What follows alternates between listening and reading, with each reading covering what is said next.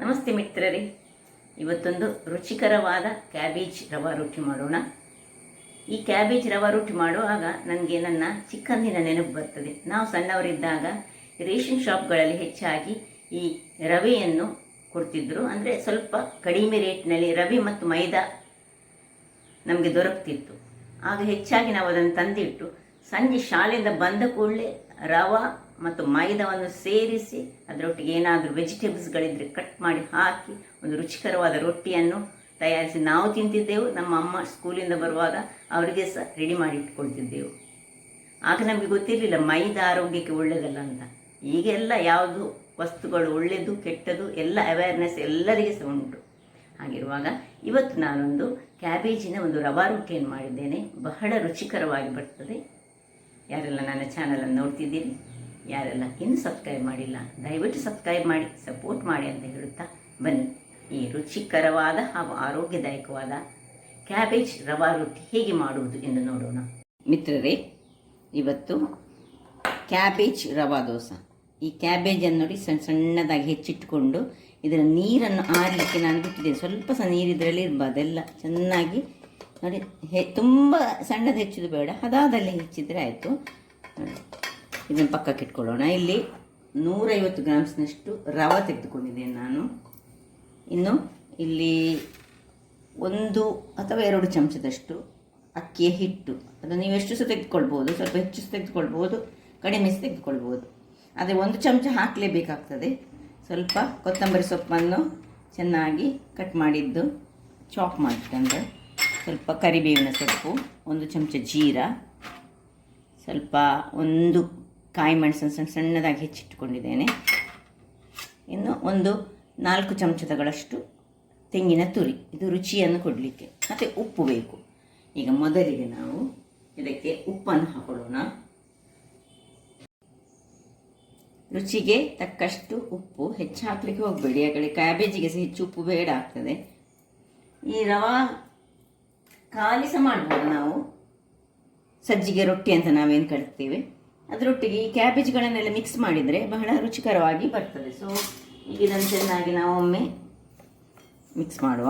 ಉಪ್ಪನ್ನು ಅದರೊಟ್ಟಿಗೆ 2 ಚಮಚದಷ್ಟು ಅಕ್ಕಿಯ ಹಿಟ್ಟು. ಮುಂಚೆ ಎಲ್ಲ ಹಿಂದಿನ ಸ್ವಲ್ಪ ನಾನು ಸಣ್ಣದಿರುವಾಗ ನಮಗೆ ಸ್ಟೋರಿನಲ್ಲಿ ಈ ಸಜ್ಜಿಗೆ ಮತ್ತು ಮೈದಾ ಸಿಗ್ತಿತ್ತು. ನಾವು ಸಂಜೆ ಶಾಲೆಯಿಂದ ಬಂದ ಕೂಡಲೇ ನಮಗೆ ತಿಂಡಿ ಇದುವೆ, ಸಜ್ಜಿಗೆ ಮತ್ತು ಮೈದಾವನ್ನು ಸೇರಿಸಿ ಒಂದು ರೊಟ್ಟಿ ಮಾಡೋದು, ತಿನ್ನೋದು, ಚಹಾ ಕುಡಿಯೋದು, ಮತ್ತು ಹೊರಗೆ ಆಡಲಿಕ್ಕೆ ಹೋಗೋದು. ನಾವೇ ಬಂದು ಶಾಲೆಯಿಂದ ಮಾಡ್ತಿದ್ದೇವ. ನನ್ನ ಅಮ್ಮ ಸಹ ನನ್ನದು ಟೀಚರ್ ಆಗಿದ್ದ ಕಾರಣ ಅವರು ಬರುವಾಗ ಸ್ವಲ್ಪ ಲೇಟ್ ಆಗುವಾಗ ನಾವೇ ಸಜ್ಜಿಗೆ ರೊಟ್ಟಿಯನ್ನು ಮಾಡಿ ತಿಂತಿದ್ದೆವು. ಈಗ ಇದಕ್ಕೆ ಸ್ವಲ್ಪ ಈ ಚಾಪ್ ಮಾಡಿದಂತಹ ಕಾಯಿ ಮೆಣಸು, ಚಾಪ್ ಮಾಡಿದಂತಹ ಕೊತ್ತಂಬರಿ ಸೊಪ್ಪು, ಇನ್ನು ಈ ಕರಿಬೇವಿನ ಸೊಪ್ಪನ್ನು ಸಹ ಹಾಗೆ ಸಣ್ಣದಾಗಿ ಹೆಚ್ಚಿಟ್ಟುಕೊಂಡು ಒಂದು ಕೈಯಲ್ಲಿ ಹಾಕಿ ಮಾಡಿದರೆ ಸಾಕ್ತದೆ. ಸ್ವಲ್ಪ ಡ್ರೈ ಇದ್ದರೆ ಸಹ ತೊಂದರೆ ಇಲ್ಲ. ಈಗ ನಾವು ಕೊಯ್ದು ತಂದಿಟ್ಟದ್ದು ಅಥವಾ ತಂದಿಟ್ಟದ್ದು ಸ್ವಲ್ಪ ಡ್ರೈ ಆಗಿದೆ ಸಹ, ಡ್ರೈ ಹಾಕಿದರೆ ಹೀಗೆ ಪೌಡರ್ ಮಾಡಿ ಕೈಯಲ್ಲಿ ಮಾಡ್ಕೊಳ್ಬೋದು. ಇನ್ನು ತೆಂಗಿನ ತುರಿಯನ್ನು ಮಿಕ್ಸ್ ಮಾಡ್ಕೊಳ್ಳೋಣ.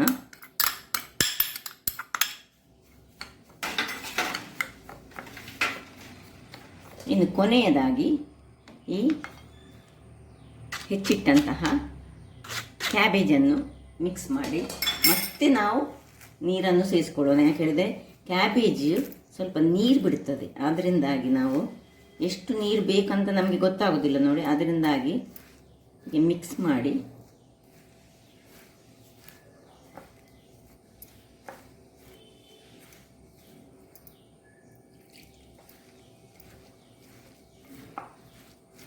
ಸ್ವಲ್ಪ ಗಟ್ಟಿಯಾಗಿಯೇ ನಾವು ಇದನ್ನು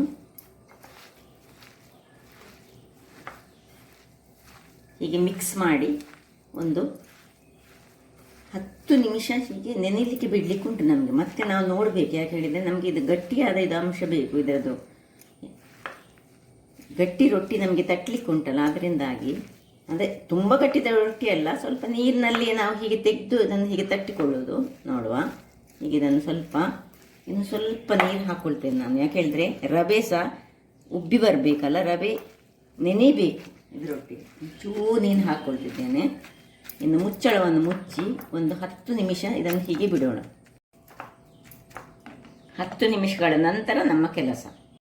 ವೀಕ್ಷಕರೇ ನೋಡಿ, 10 ನಿಮಿಷಗಳ ಬಳಿಕ ಹೀಗೆ ನೆಂದು ಸ್ವಲ್ಪ ಗಟ್ಟಿಯಾಗಿದೆ ನೋಡಿ. ಈಗ ಉಂಡೆ ಮಾಡುವಾಗ ಉಂಟು. ಇದಕ್ಕೆ 1 ಚಮಚದಷ್ಟು ಜೀರಿಗೆಯನ್ನು ಕೈಯಿಂದ ಸ್ವಲ್ಪ ಹೀಗೆ ಕ್ರಷ್ ಮಾಡಿಕೊಂಡು ಹಾಕ್ಕೊಳ್ಳೋಣ. ಹಾಕ್ಕೊಂಡು ಚೆನ್ನಾಗಿ ಮಿಕ್ಸ್ ಮಾಡ್ಕೊಳ್ಳೋಣ. ಇಲ್ಲಿ ಒಂದು ಕಾವಲಿಯನ್ನು ನಾನು ಇಟ್ಕೊಳ್ತೇನೆ. ಕಬ್ಬಿಣದ ಕಾವಲಿ ಆದರೆ ಬಹಳ ಚೆನ್ನಾಗಿ ಬರ್ತದೆ. ಇಲ್ಲಿ ಇದನ್ನು ಜೀರಿಗೆ ಹಾಕಿದ ಮೇಲೆ ಚೆನ್ನಾಗಿ ಮಿಕ್ಸ್ ಮಾಡಿಕೊಳ್ಬೋದು. ನಾವು ಸ್ವಲ್ಪ ಎಕ್ಸ್ಪೀರಿಯನ್ಸ್ ಇದ್ದವರು ಡೈರೆಕ್ಟಾಗಿ ಹೀಗೆ ತೆಗೆದು ಹೀಗಿದಲ್ಲಿ ಎಣ್ಣೆ ಹಾಕಿ ಮಾಡ್ಬೋದು. ಇಲ್ಲದಿದ್ದರೆ ನಾವು ಯಾರಿಗಾದರೂ ಕಷ್ಟ ಆಗೋದಾದರೆ ನಾವು ಹೀಗೆ ಇದನ್ನು ಒಂದು ಎಲೆ ಇದ್ದರೆ ಎಲೆಯಲ್ಲಿ ಅಥವಾ ಬಟರ್ ಪೇಪರ್ ಇದ್ದರೆ ಒಂದು ಹೀಗೆ ಒಂದು ಇಷ್ಟು ತೆಗೆದುಕೊಂಡು, ನಿಮಗೆ ಆಗೋದಿಲ್ಲ ಅಂತ ಆದರೆ ನೋಡಿ ಹೀಗೆ ಎಷ್ಟೆಷ್ಟು ದೊಡ್ಡದು ಬೇಕು ತೆಳುವಲ್ಲಿ ನಾವು ಹೀಗೆ ತಟ್ಟಿಕೊಳ್ಳೋಣ. ತಟ್ಟಿಕೊಂಡು ಒಂದು ಪ್ಲೇಟಿನಲ್ಲಿ ನಿಮಗೆ ಒಂದೇ ಆಕಾರ ಬೇಕಿದ್ದರೆ ನೀವು ಅದನ್ನು ಇಷ್ಟು ನೋಡಿ. ಇದು ಆ್ಯಕ್ಚುಲಿ ಈ ಕ್ಯಾಬೇಜ್ನಲ್ಲಿ ಆಕಾರ ಬೇಕು ಹೇಳಿಯೇ ಇಲ್ಲ. ಬೇಕಿದ್ದರೆ ನಾವು ಹೀಗೆ ಇದರಲ್ಲಿ ಒಂದು ರೌಂಡ್ ಮಾಡಿಕೊಂಡು ಹೀಗೆ ಮಾಡಿ ಸಹ ಮಾಡ್ಕೊಳ್ಬೋದು. ಹೀಗೆ ಮಾಡಿ ಸಹ ಸೈಡ್ಸ್ ತೆಗೆದು ಇದನ್ನು ಮತ್ತೆ ಇದಕ್ಕೆ ಹಾಕ್ಕೊಳ್ಬೋದು. ಅದರ ಮೊದಲು ಇದಕ್ಕೆ ಸ್ವಲ್ಪ ಇಲ್ಲಿ ಎಣ್ಣೆಯನ್ನು ಹಾಕ್ಕೊಳ್ಳೋಣ. ತೆಂಗಿನ ಎಣ್ಣೆ ಹಾಕಿದರೆ ಬಹಳ ಉತ್ತಮ ಆಗ್ತದೆ. ತುಪ್ಪದಲ್ಲಿ ಸಹ ಕಾಯಿಸ್ಕೊಳ್ಬೋದು, ಯಾವ ಸಹ ಆಗ್ತದೆ ನೋಡಿ. ಸ್ವಲ್ಪ ಎಣ್ಣೆ ಹಾಕ್ಕೊಂಡು ಸ್ವಲ್ಪ ಸ್ಪ್ರೆಡ್ ಮಾಡ್ಕೊಳ್ಳೋಣ. ಹೀಗೆ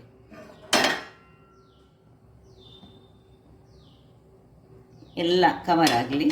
ಇನ್ನು ಇದನ್ನು ತೆಗೆದು ಇದರಲ್ಲಿ ಹೀಗೆ ಸ್ವಲ್ಪ ಹೊತ್ತು ಬೇಕಿದ್ದರೆ ಹೀಗೆ ತಟ್ಟಿಕೊಳ್ಬೋದು, ಯಾವ ಸಹ ಆಗ್ತದೆ. ಸೀದಾ ಡೈರೆಕ್ಟಾಗಿ ಸಹ ಒಂದು ನಾನೀಗ ನೆಕ್ಸ್ಟಲ್ಲಿ ತಟ್ಟಿ ತೋರಿಸ್ತೇನೆ, ಹಾಗೆ ಸಹ ಆಗ್ತದೆ. ಅಥವಾ ಹೀಗೆ ಸಹ ಒಂದು 2 ನಿಮಿಷ ಹಾಗೆ ಇಟ್ಕೊಳ್ಳೋಣ. ವೀಕ್ಷಕರೇ, ಈಗ ಈ ಎಲೆಯನ್ನು ನಿಧಾನಕ್ಕೆ ನೋಡಿ ಹೀಗೆ ತೆಗೆದುಕೊಳ್ಳೋಣ. ಎಷ್ಟು ಚೆನ್ನಾದ ಕ್ಯಾಬೇಜಿನ ರವಾ ರೊಟ್ಟಿ ರೆಡಿ ಆಗ್ತಾ ಉಂಟು. ಈಗ ಅದಕ್ಕೆ ಸ್ವಲ್ಪ ಮೇಲಿನಿಂದ ಎಣ್ಣೆಯ ತುಪ್ಪವ ಹೀಗೆ ಸ್ವಲ್ಪ ಹಾಕ್ಕೊಂಡು ಮುಚ್ಚಳವನ್ನು ಮುಚ್ಚಿಕೊಂಡು ಇನ್ನೊಂದು 2 ನಿಮಿಷಗಳ ಕಾಲ ಬೇಯಿಸ್ಕೊಳ್ಳೋಣ. ವೀಕ್ಷಕರೇ, ಇಲ್ಲಿ ನೋಡಿ 2 ನಿಮಿಷಗಳ ಬಳಿಕ ಇದು ಕಾಯಲಿಕ್ಕೆ ಸ್ವಲ್ಪ ಟೈಮ್ ತಾಗ್ತದೆ. ಕ್ಯಾಬೇಜ್ ಉಂಟಲ್ಲ ಅದರಿಂದಾಗಿ ನೋಡಿ ಎಷ್ಟು ಚೆನ್ನಾಗಿ ಬಂತು ನೋಡಿ. ಹೀಗೆ ಕಲರ್ ಬರಬೇಕು, ಸ್ವಲ್ಪ ಬ್ರೌನಿಷ್ ಬರಬೇಕು ತುಂಬ. ಇನ್ನು ಈಗ ಸ್ವಲ್ಪ ಸಣ್ಣ ಉರಿಯಲ್ಲಿ ಅಡಿಮೇಲೆ ಮಾಡಿದ ಮೇಲೆ ಸಹ ನಾವೇನು ಮಾಡಬೇಕು ಹೇಳಿದರೆ, ಮೇಲಿಗೆ ಚೂರು ಎಣ್ಣೆಯನ್ನು ಸವರಿಕೊಳ್ಬೇಕು. ಮತ್ತು ಸ್ವಲ್ಪ ಹೀಗೆ ಸೈಡ್ಸಲ್ಲಿ ಚೂರು ಎಣ್ಣೆ ಹಾಕಿ ಪುನೊಮ್ಮೆ ಮುಚ್ಚಳವನ್ನು ಮುಚ್ಚಿಕೊಳ್ಬೇಕು. ವೀಕ್ಷಕರೇ, ಒಂದು 2-3 ನಿಮಿಷಗಳ ಬಳಿಕ ಇದು ಸ್ವಲ್ಪ ಬೇಯಲಿಕ್ಕೆ, ಅಂದರೆ ಕ್ಯಾಬೇಜ್ ಎಲ್ಲ ಇದರೊಟ್ಟಿಗೆ ನಾವು ನೀರುಳ್ಳಿ ಸಹ ಒಟ್ಟಿಗೆ ಕಟ್ ಮಾಡಿ ಹಾಕಿದರೆ ಇನ್ನೂ ಸಹ ಪರಿಮಳ ಬರ್ತದೆ. ನೀರುಳ್ಳಿ ಕೆಲವರು ಯೂಸ್ ಮಾಡೋದಿಲ್ಲಲ್ಲ, ಅದಕ್ಕೆ ಈ ರೀತಿಯಲ್ಲಿ ಮಾಡೋದಾದರೆ ಮಾಡ್ಬೋದು ಹೇಳಿ ನಾನು ಈ ಟೈಪ್ನಲ್ಲಿ ಮಾಡಿ ತೋರಿಸ್ತೇನೆ. ಇದರ ಮೇಲೆ ಈಗ ಸ್ವಲ್ಪ ಬೆಣ್ಣೆಯನ್ನು ಸವರಿಕೊಳ್ಳೋಣ. ನೋಡಿ, ಸ್ವಲ್ಪ ಬೆಣ್ಣೆಯನ್ನು ಹಾಕ್ತಿದ್ದೇನೆ. ಬೆಣ್ಣೆ ಹಾಕಿದ ಕೂಡ ಆ ಕ್ಯಾಬೇಜಿನ ಪರಿಮಳ ಇನ್ನೂ ಸಹ ಹೆಚ್ಚಾಗ್ತದೆ. ನಾನು ಹೇಳಿದೆ, ನೀರುಳ್ಳಿ ಹಾಕಿದರೆ ಇನ್ನೂ ಸಹ ಪರಿಮಳಯುಕ್ತವಾಗ್ತದೆ. ಕ್ಯಾಬೇಜ್ನೊಟ್ಟಿಗೆ ಯಾವಾಗಲೂ ನೀರುಳ್ಳಿ ಸೇರಿದ ಕೂಡಲೇ ಕ್ಯಾಬೇಜಿ, ನೀರುಳ್ಳಿ ಹಾಗೂ ಕೊತ್ತಂಬರಿ ಸೊಪ್ಪು ಸೇರಿದರೆ ಅದರ ಪರಿಮಳವೇ ಒಂದು ಅದ್ಭುತ ಅಂತ ಹೇಳ್ಬೋದು. ಈಗ ನೋಡಿ, ಇದು ಈಗ ಕಾಯಿತು. ನಾನೀಗ ತೆಗೆದುಕೊಳ್ಳೋಣ. ಹೀಗೆ ಬಂತು ನೋಡಿ. ಇದಕ್ಕೆ ಬೇಕಿದ್ರೆ ನೀವು ಮಿಕ್ಸ್ ಮಾಡುವಾಗ ಹಳದಿಯನ್ನು ಸಹ ಸೇರಿಸ್ಕೊಳ್ಬೋದು. ಹಳದಿ ಹಾಕ್ಬೋದು, ನೀರುಳ್ಳಿ ಹಾಕ್ಬೋದು. ಈಗ ಇನ್ನೊಂದನ್ನು ನೋಡಿ, ಕೈಯಲ್ಲಿ ನಾನು ತಟ್ಟಿ ತೋರಿಸ್ತೇನೆ. ಇಲ್ಲಿ ಹೀಗೆ ನೋಡಿ, ಹೀಗೆ ಒಂದು ರೌಂಡ್ ಮಾಡಿಕೊಂಡು ಸ್ವಲ್ಪ ಎಣ್ಣೆಯನ್ನು ಇದಕ್ಕೆ ಕಾವಲಿಗೆ ಮೊದಲೇ ಹಾಕೊಳ್ಳೋಣ.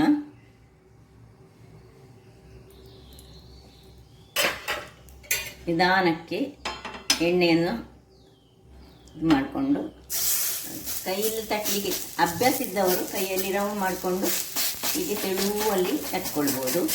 ಇಲ್ಲದಿದ್ದರೆ ಮಾತ್ರ ಯಾರಿಗೆ ಕಷ್ಟ ಆಗ್ತದೆ ಅಂಥವರು ಹಾಗೆ ಎಲೆಯಲ್ಲಿ ಮಾಡಿಕೊಂಡು ಮಾಡಿದರೆ ಸಹ ಉತ್ತಮ.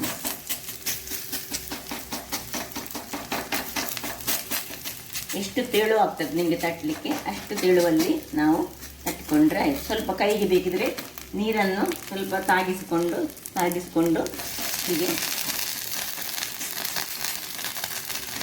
ಕೈಯನ್ನು ನೀರಿನಲ್ಲಿ ಮುಳುಗಿಸಿ ಮಾಡಿದರೆ ಎಷ್ಟು ಸಹ ನಾವು ತೆಳುವಾಗಿ ಇದನ್ನು ತಟ್ಟಿಕೊಳ್ಬೋದು. ಅದೊಂದು ಟ್ರಿಕ್. ಯಾವಾಗ ಕೈಯನ್ನು ನೀರಿನಲ್ಲಿ ಮುಳುಗಿಸಿ ಮಾಡಿದರೆ ತಟ್ಟಲಿಕ್ಕೆ ಸ್ವಲ್ಪ ಕಷ್ಟ ಆಗುವವರು ಆ ರೀತಿಯಾಗಿ ಮಾಡ್ಬೋದು.